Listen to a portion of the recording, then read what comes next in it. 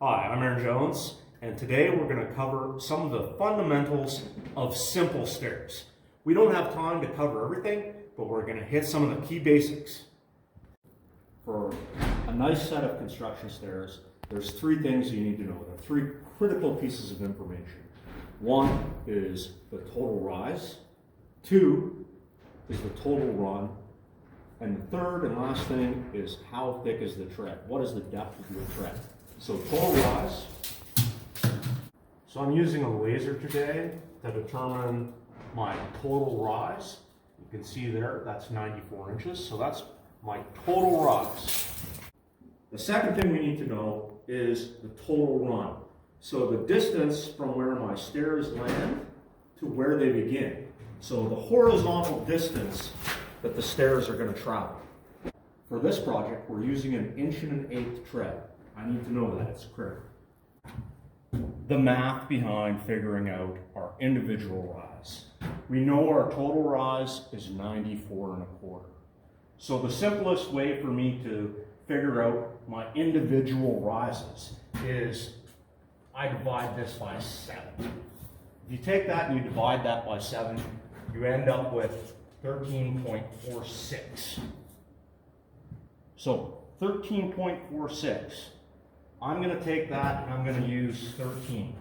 So 13 rises. So I'm going to take the 13 and I'm going to divide 94.25 by 13. That gives me 7.25 or 7.25 inches. That works out well. I'm happy with 7.25 as a rise. So each individual rise will be 7.25 inches. We figured out our unit rise, which is 7.25. We figured out our unit run, which is 10. And now we're going to set up our square to step off our stringers. There's many different ways to set this up. One of the ways I like to do it is either use these barrel jigs or stair gauges. There's a lot of different stuff commercially available out there, or you can even just make a simple jig out of wood. I like to start at the bottom and work up, but there's nothing saying that you have to do it that way. Some people like to work top down. I like to count my rises as I go. I know we need 12 rises, and I'm already at 3.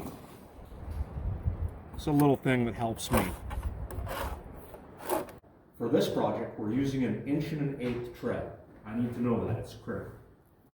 So this is the key, one of the key parts, is we have to reduce this first rise for our 1.125" tread. Now this is the way I do it, because my square is already set up, is I'll mark an 1.125".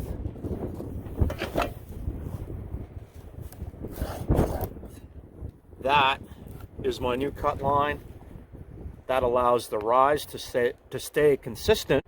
So we've got everything all laid out.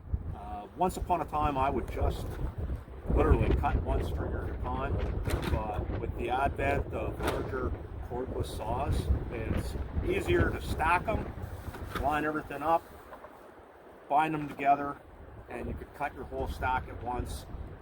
Transferring your cut down through lays out your next one. I find it personally easier. Also for efficiency, and there's different ways of doing this, I like to run up the stringer, cut all my treads first, come back down the stringer, cutting all my rises.